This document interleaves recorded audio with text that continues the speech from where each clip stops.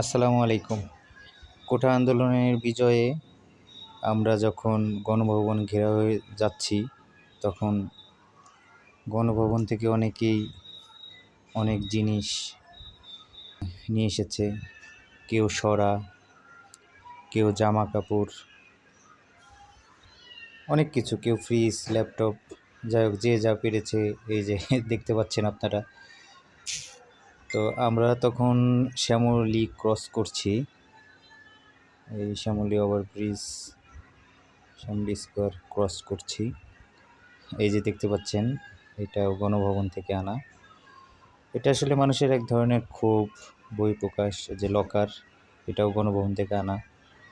মানে যে যা পেরেছে গণভবন থেকে নিয়ে এসেছে। এই যে জনসমুদ্র, গণভবনের দিকে যাচ্ছে সবাই।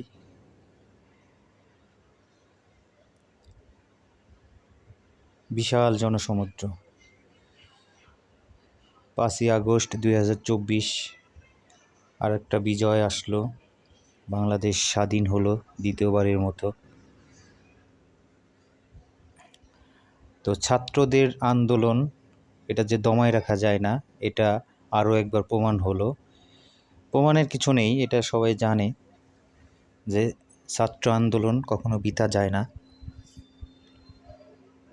এই যে আমরা গণভবনের মধ্যে প্রবেশ করেছি, দেখতে পাচ্ছেন ছাত্ররা গণভবনের ছাদে।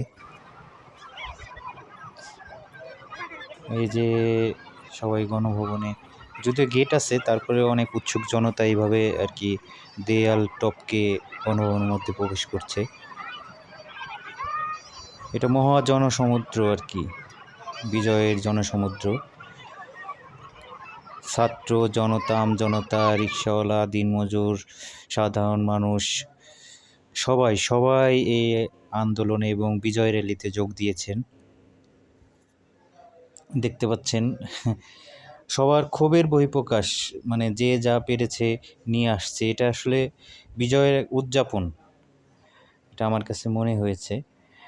তারপরেও যেটা বলার চেষ্টা করেছি কিছু লোককে, যে এটাও আমাদের রাষ্ট্রীয় সম্পদ, তো এটা এইভাবে ক্ষতি করাটা আমাদের উচিত না। কিন্তু আবেগ বা অনেকের কষ্ট সব কিছু থেকেই আসলে এটা হয়ে গেছে। প্রায় 300 থেকে 400 বা এরও বেশি অধিক হতে পারে যে শহীদ হয়েছেন, তাদের আত্মার মাগফিরাত কামনা করছি। এবং এই বিজয়ে যারা আহত হয়েছেন তাদের দ্রুত সুস্থতা কামনা করছি। এবং সর্বোপরি এই দেশের যে সিস্টেম বা এই ব্যবস্থা, এটা যেন ঢেলে সাজানো হয় এবং সবার বাক স্বাধীনতা থাকে এবং স্বাধীনভাবে সবাই সবার মত প্রকাশ করতে পারে, এই কামনা করছি। ধন্যবাদ সবাইকে। আল্লাহ হাফেজ। আসসালামু আলাইকুম।